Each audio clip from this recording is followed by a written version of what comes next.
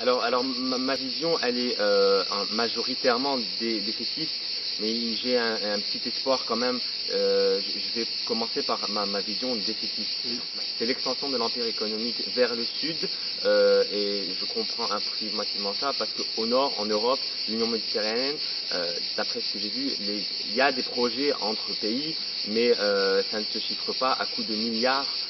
Contrairement au Sud. Dernièrement, Sarkozy a fait un peu le tour du Maghreb et il a signé des contrats de plusieurs milliards avec chacun des pays du Sud. Et c'était plus dans le domaine nucléaire que dans le domaine agricole ou de l'industrie ou du transfert des technologies. Donc c'est-à-dire que c'est un investissement qui, en gros, sert les intérêts français, essentiellement français, il ne faut pas se leurrer, ça sert aussi les intérêts enfin, du Maghreb. Avoir de l'énergie nucléaire, c'est bien, mais maintenant peut-être que c'est un peu trop tôt. Enfin, pour l'Algérie particulièrement, c'est peut-être un peu trop tôt de penser au nucléaire, vu qu'on a énormément de réserves et que le problème de l'énergie ne se pose pas encore chez nous. Bon, qu'est-ce que vous auriez à dire aux gens qui disent « Oui, mais ces projets-là, avec l'UPM, ça peut créer de l'emploi ».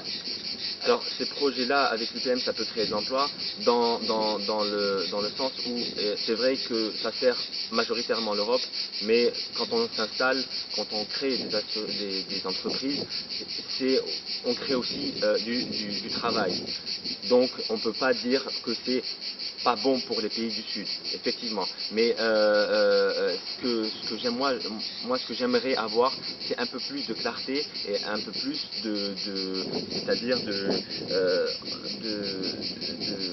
d'autogestion, qu'on arrive à s'auto-gérer sans la main de l'Europe.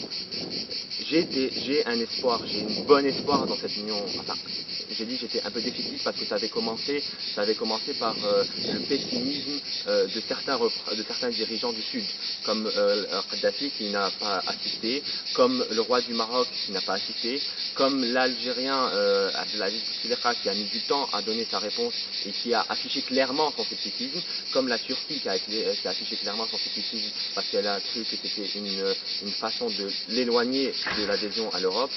Et donc c'est pour ça que je suis un peu pessimiste. Je me dis que si autant de pays n'y croient pas, on a de fortes chances d'aller se ramasser. Ça a de fortes chances de se ramasser et de ne pas se réaliser. Mais là où j'ai de l'espoir, pour être plus concret, là où j'ai de l'espoir, je me dis que l'Europe a quand même beaucoup aidé l'Espagne et le Portugal, qui étaient des pays, il y a une vingtaine d'années, des pays tiers-mondistes. L'Europe a énormément investi et a beaucoup aidé ces deux pays. Et là, maintenant, on voit que ces deux pays-là sont des pays développés, qui sont sur la scène, qui fonctionnent bien, qui sont sur la scène mondiale. C'est des exemples un peu dans la révolution. Je me dis, là est mon espoir. Je me dis que si c'est la même politique que l'Europe, si l'Europe va avoir la même politique envers le Sud, oui, d'accord, j'y crois, et je me dis que c'est possible. C'est faisable. Mais si c'est une expansion économique masquée par des faux semblants, par oui, on va vous aider, alors que non, on ne va pas réellement vous aider, on va juste rebooster notre économie parce qu'il n'y a plus de terrain pour la rebooster, vous avez de l'argent, vous avez les moyens d'acheter, donc on va la rebooster chez vous. Si c'est pour ça, non, je ne suis pas... Donc, le co-développement, mais à certaines conditions. Le co-développement à certaines conditions, exactement.